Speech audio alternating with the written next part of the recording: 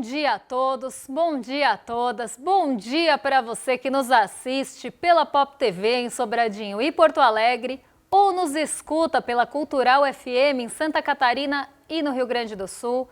Sejam todos muito bem-vindos e bem-vindas a mais um ICL Mercado Investimentos.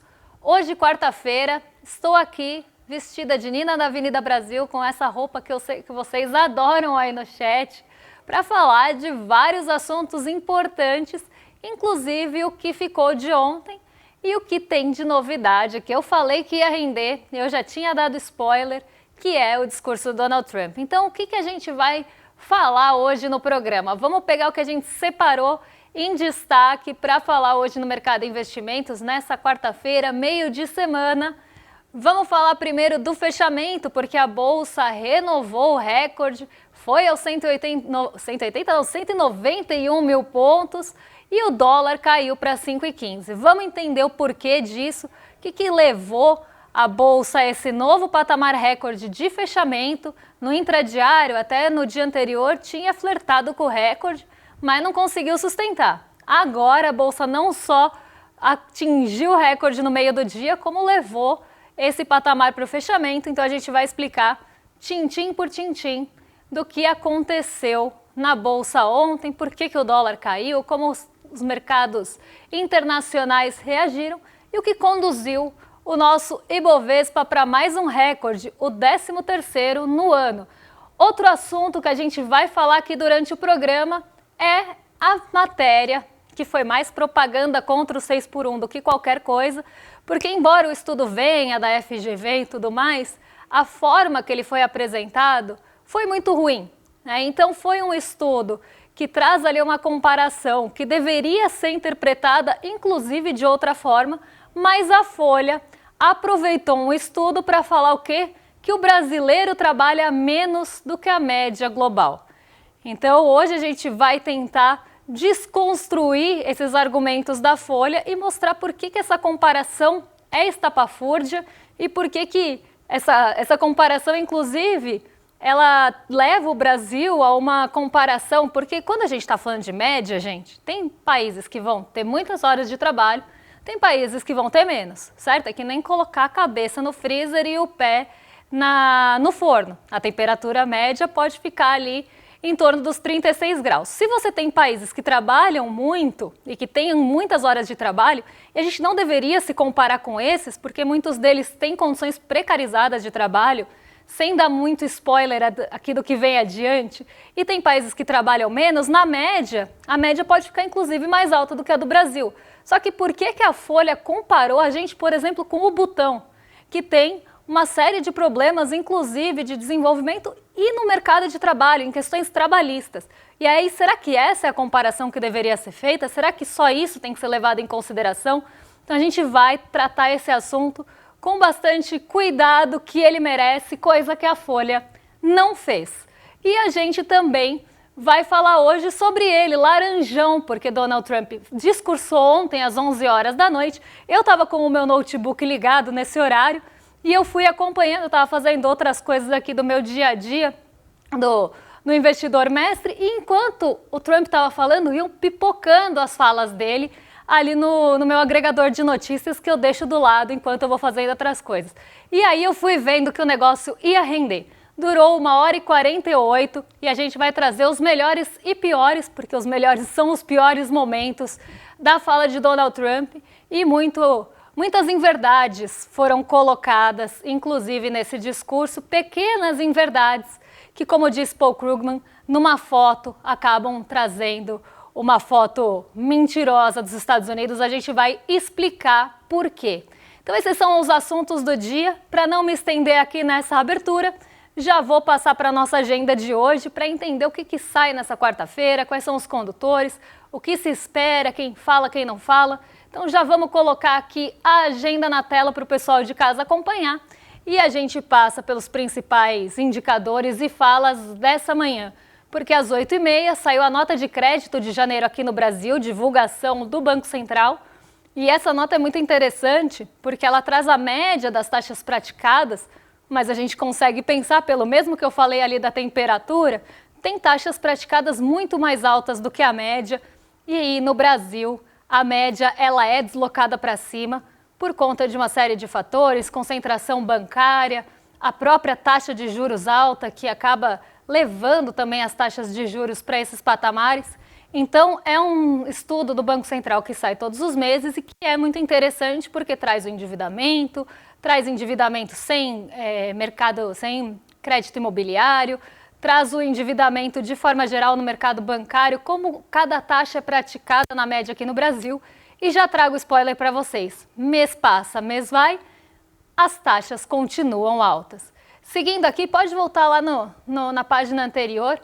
A gente estava nas 8h30, né? Mas tem às 4 da manhã. Então vamos voltar ali na página que estava, porque às 4 horas da Alemanha saiu o índice de confiança do consumidor de março, a gente já dando spoiler do fim da agenda.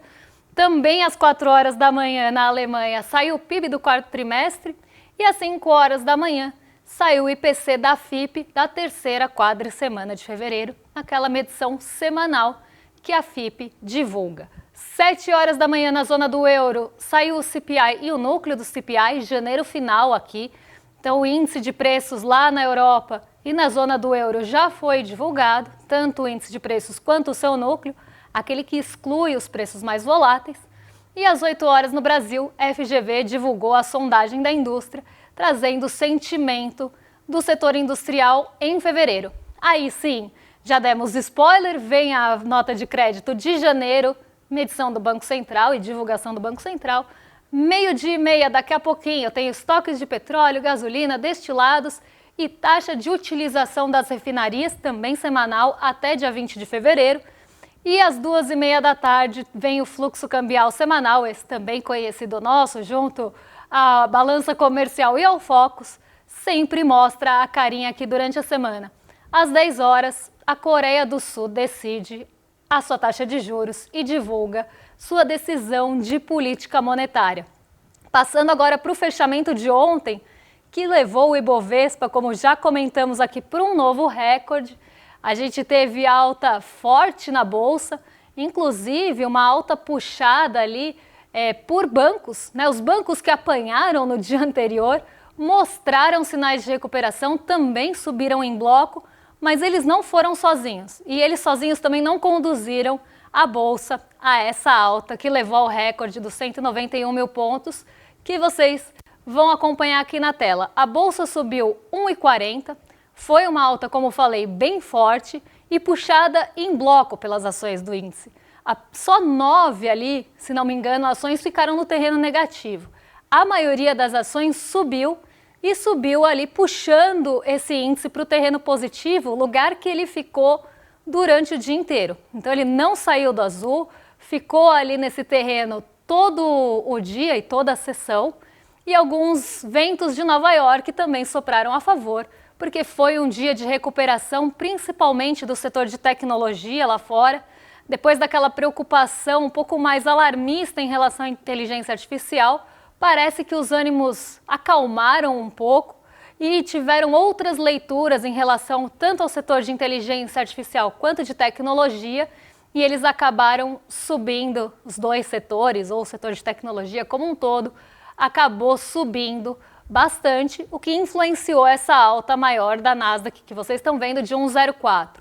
O S&P 500 também foi para o positivo, também teve um dia mais positivo aqui, 0,77, mas não tanto quanto a Nasdaq, porque Nasdaq é a bolsa de tecnologia e é mais intensiva nesse setor.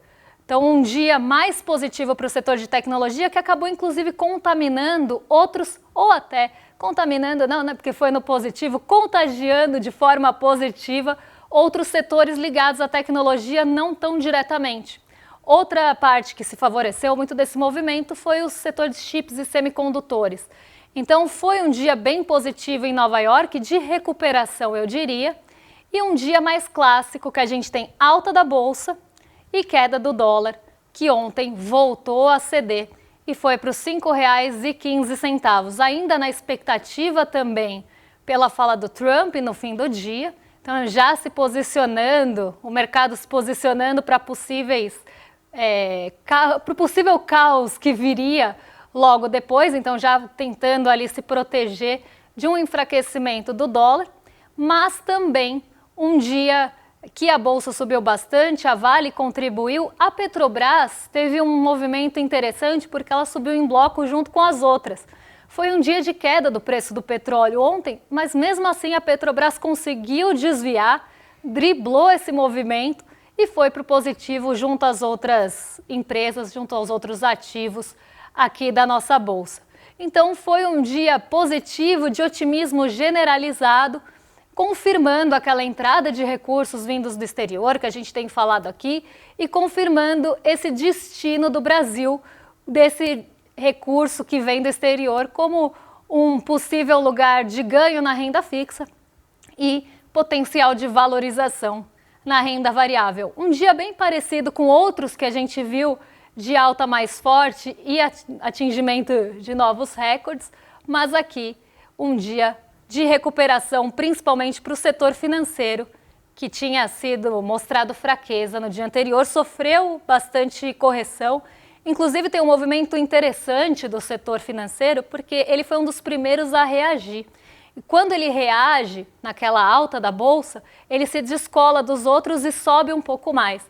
E na hora da correção, ele também é o primeiro a apanhar. Então ele foi o primeiro a subir, correu na frente, apanhou, recuou e agora mostra sinais de recuperação em um dia mais otimista, inclusive para o setor financeiro. Vamos falar de um assunto que me deixa muito pistola e deve deixar vocês aí em casa também, que é a matéria da Folha, que a gente estava falando na abertura do programa, que disse que o brasileiro trabalha menos do que a média. E o que eu estava falando no começo, eu acho que vale ser reiterado aqui. A leitura desses dados foi equivocada para justificar a defesa da escala 6x1. Nada é à toa, principalmente quando a gente fala de grandes veículos hegemônicos que normalmente estão ligados a outros grupos. A gente sabe que aqui no Brasil, boa parte dos veículos hegemônicos são ligados, por exemplo, a setores financeiros, a outros setores nem diria produtivos, né? Porque setor financeiro falar que produz alguma coisa, mas vamos lá, a setores econômicos aqui do nosso Brasilzão. E a Folha, nessa matéria, para mim, na minha visão, na minha opinião aqui, fez um desserviço, trouxe um desserviço para a população, porque a mensagem que passa, o recado que fica, é que o brasileiro trabalha menos, que o brasileiro tem aqueles estigmas, brasileiro trabalha menos, gosta, inclusive estava vendo o N1 durante a manhã, na redação, e uma fala ali, brasileiro prefere lazer, brasileiro mal tem tempo para o lazer, se tivesse tempo para o lazer, seria muito bom, porque estimularia, inclusive, economicamente, os setores ligados ao lazer. O brasileiro mal tem tempo para o lazer, pode até preferir, mas mal tem tempo para praticar o lazer, porque quem trabalha na escala 6x1 tem um dia de folga, certo? Nesse um dia de folga, provavelmente a pessoa vai tentar resolver todos os BOs que ela tem que resolver e vai descansar, porque é o único dia de descanso que ela tem na semana. Que tempo que ela vai ter para preferir o lazer? Então, uma mensagem bem equivocada da Folha, e eu acho que o ranking que eles colocam, eu acredito aí que o ranking colocado pela Folha induz ao erro na interpretação da forma que a matéria foi constituída. Eu até vou abrir a matéria aqui para pegar alguns pontos que eu acho que valem a pena aí serem frisados. Mas enquanto isso, vou colocar aqui na tela para vocês acompanharem a matéria da Folha, para vocês já irem passando nervoso aqui comigo. Porque a matéria mostra o Brasil acima da média. E como eu falei, se tem países que trabalham mais do que a média, ou alguns países trabalham mais, a média fica deslocada para cima. Então esse já é um ponto que precisa ser pensado. Mas por que comparar o Brasil com esses países e não com os que estão abaixo da média? E aí a própria matéria fala, país ocupa posições inferiores em classificação de esforço, dada a produtividade e a demografia de dezenas de nações, e dados indicam uma preferência por lazer, que era o que a gente estava falando agora, o que não é necessariamente ruim, dizem os economistas. Que bom que alguns economistas dizem isso, porque o lazer ele é necessário. Se a pessoa só trabalhar, ela inclusive fica menos produtiva. Essa é uma das discussões que se tem em relação ao fim da escala 6 por 1. Porque se a pessoa só trabalha, ela fica mais doente, ela fica mais cansada, ela vai ficar mais suscetível, inclusive ali a falta de produtividade. Se ela tem mais qualidade de vida, se ela tem lazer, se ela tem uma boa saúde mental, se ela tem menos tempo, inclusive, de deslocamento, porque isso é uma coisa que não está colocada na pesquisa e as críticas apontam muito em relação a isso, o brasileiro passa muitas horas do seu dia, inclusive no deslocamento para o trabalho. Pouco sobra do dia do brasileiro, pensando que ele tem que comer, que ele tem que dormir, que ele tem as suas necessidades básicas para serem atendidas e tem que trabalhar e se deslocar. Se ele passa 2 horas deslocando, mais 10 trabalhando, ou 2 horas para ir, 2 horas para voltar, mais 10 horas trabalhando, se você considerar que é uma pessoa da escala 6 por 1 que compensa o final de semana, já foi 14 horas. Se a pessoa dormir 8, morreu boa parte do dia aí. Sobra um pouquinho de dia para fazer coisas básicas e acabou o dia do brasileiro. Né? Que hora que ele vai se exercitar, que hora que ele vai ter uma qualidade de vida. Então isso precisa ser levado em consideração. Inclusive, quando eu estava na faculdade, eu ouvi um dado que me marcou tanto que eu lembro até hoje. Todo dia de manhã se desloca aqui na cidade de São Paulo, então a gente está falando só da cidade de São Paulo, se desloca da cidade de São Paulo, lá da Zona Leste para o centro, um uruguai. É o equivalente a uma população do Uruguai sai da Zona Leste de São Paulo, só considerando a Zona Leste, para ir para o centro. Essa é a quantidade de pessoas que se deslocam entre a Zona Leste e o centro de São Paulo. Então dá para comparar com um país menor que vai ter uma forma de transporte completamente diferente? Então são comparações que deixam de fora uma série de questões, inclusive o transporte público. E aí a gente poderia falar de 2 causas juntas aqui. A gente estava até discutindo isso na redação. Porque o fim da escala 6 por 1 e o transporte gratuito poderiam trazer mais momentos de lazer para o brasileiro, porque ele não gastaria com o transporte, teria mais renda disponível e, além disso, teria dias para usufruir esse transporte gratuito e ter um lazer. Então, né, são discussões totalmente descoladas da realidade, com comparações, como eu falei, estapafúrdias. Porque vamos colocar aqui o ranking na tela para vocês entenderem o que eu estou falando. O Brasil está acima da média porque os países que estão acima do Brasil são países que têm problemas também de desenvolvimento e que têm problemas trabalhistas. Isso eu nem estou contando o regime político de cada um deles, se é ditatorial ou não. Eu estou só olhando que tem problemas trabalhistas graves, como, por exemplo, Butão, Sudão, Emirados Árabes. A gente quer se comparar a Butão e Sudão, que tem problemas gravíssimos de mercado de trabalho, ou a gente quer comparar com outros países, por exemplo, que trabalham menos que a gente aqui? Japão, Itália, França, Dinamarca, a própria Argentina está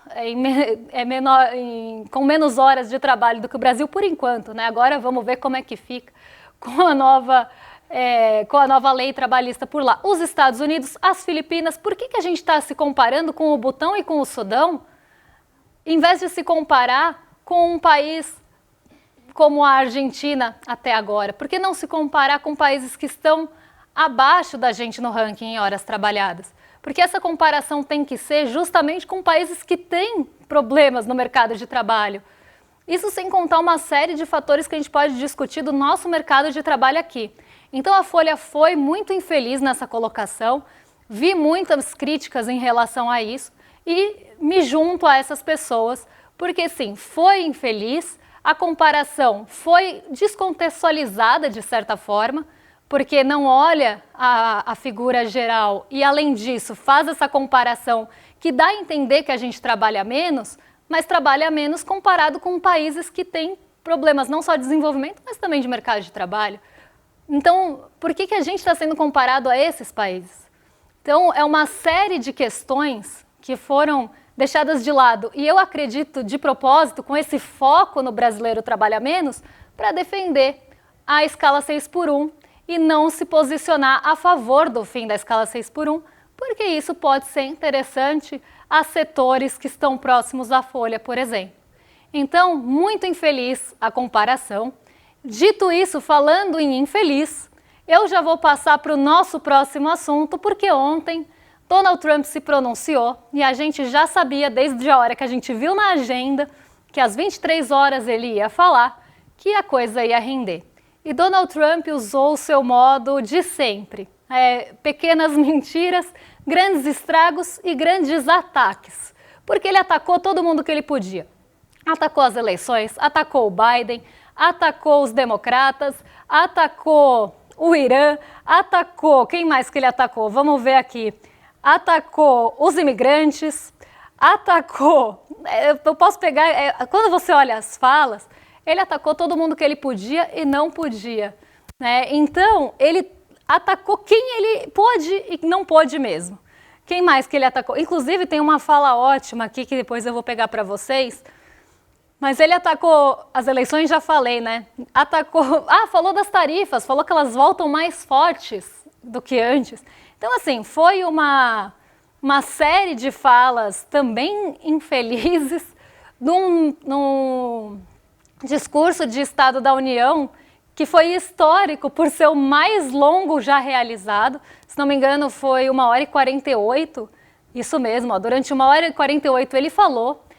Adicional de insalubridade para quem tem que acompanhar Donald Trump falando durante 1h48, mas ele trouxe uma série de questões que são problemáticas mais uma vez, além de todos os ataques que ele proferiu durante sua fala. E a gente separou alguns para vocês, para pegar os piores momentos da fala do Donald Trump, que são muitos, né? Poderiam ser todos, mas a gente separou alguns para vocês aqui. E a gente vai passar e depois eu coloco a crítica do Paul Krugman, que foi muito boa. Vamos colocar aqui na tela. Como diz o presidente, como presidente, buscarei a paz sempre que possível, mas nunca hesitarei em enfrentar a ameaça aos Estados Unidos onde for preciso. Então ele vai buscar a paz. A paz de quem? Em que moldes? Né? Paz para quem? Provavelmente nos moldes de Donald Trump e para os estadunidenses, porque se ele se sentir ameaçado ou enfrentado, ele vai para cima, né? Ele vai para a guerra, ele vai enfrentar as ameaças aos Estados Unidos. E aí entra aquela questão muito problemática, porque o que são ameaças aos Estados Unidos? Um belo dia ele pode determinar que ameaças vêm de qualquer país, né? A gente sabe dessa cultura e dessa forma dos Estados Unidos sempre terem o outro ali. Ele coloca o outro, os Estados Unidos e o outro. E o outro precisa ser eliminado, o outro precisa ser atacado, o outro precisa ser enfrentado. O orientalismo fala muito sobre isso, como a criação, a constituição do outro no Oriente é criada pelos Estados Unidos para sempre ter essa justificativa de ataque, o que foi muito utilizado também lá na Guerra Fria. Né? O outro, o inimigo era o comunismo, e aí na figura da União Soviética. Então eles sempre precisam dessa dualidade, né? dessa divisão, que agora, nossa, me fugiu a palavra de novo, mas essa dualidade do bem e do mal, do que está certo e do que está errado, do outro frente aos Estados Unidos. Então um belo dia ele pode instituir que o outro é alguém que está ameaçando e ir para cima, ir para a guerra, mas ele é da paz, disse Donald Trump. Vamos para a próxima para não perder tempo aqui, porque são muitas falas e eu quero passar ainda pela crítica. Vamos lá. Chega de votos por correspondência fraudulentos, exceto em casos de doença, invalidez, serviço militar ou viagens. E ele voltou a atacar o processo eleitoral dos Estados Unidos, falando que é uma fraude sem fim. Inclusive, já vamos colocar outra na sequência, porque eu já comento as duas juntas. Eles querem trapacear. Eles trapacearam. E a política deles é tão ruim que a única forma de vencer é trapaceando. Disse Donald Trump que venceu as eleições nos Estados Unidos. Mas ele voltou a falar sobre fraudes, sobre trapaças, sobre democratas sendo desleais na corrida eleitoral, em questão dos votos, inclusive falando que precisa ter comprovação de cidadania, que não é qualquer um que pode votar nos Estados Unidos. Então ele volta a atacar também o processo eleitoral, falando de fraudes, coisa que ele fala desde que perdeu para Joe Biden, que também foi atacado na fala de 1h48 de Donald Trump. A gente tem mais uma fala, eu acredito, que é sobre as tarifas. Vamos colocar aí na tela para o pessoal ver o que Donald Trump falou sobre tarifas. Tarifas permanecerão em vigor sob estatutos legais alternativos aprovados, testados. Teremos solução para tarifas mais forte do que antes. A ação do Congresso não será necessária. Então, Donald Trump aqui sobe o tom também em relação às tarifas, diz que vai ter um processo de tarifas mais forte, mais agressivo do que antes e que não vai precisar contar com o Congresso para isso. Ele quer usar mecanismos, inclusive, para instituir as tarifas em relação a outros países, sem passar pelo Congresso, por meio de uma lei antiga, e colocar de novo as tarifas ali para outros países em relação à importação. E aqui, em tom de ameaça, como sempre, Donald Trump falou. E o Paul Krugman, que é o Prêmio Nobel de Economia, disse que foi o discurso mais longo já realizado e que ele questionou se a estratégia seria entediar os Estados Unidos até a submissão. Para o economista, a fala pode ter sido inédita pela quantidade de inverdades. E aí ele fala sobre essas questões. São pequenas mentiras que são colocadas na fala do Donald Trump que podem passar despercebidas, mas criam um retrato falso e não persuasivo de onde está os Estados Unidos ou de onde estamos, disse Paul Krugman. Ele até fala que não é catastrófica a situação da economia, mas pelos indicadores convencionais, mas ele até fala aqui, quer ver, eu vou pegar a fala dele que é melhor. Na economia, ele observa que Trump enfrenta avaliações catastróficas, embora a economia em si não seja uma catástrofe, pelos indicadores tradicionais.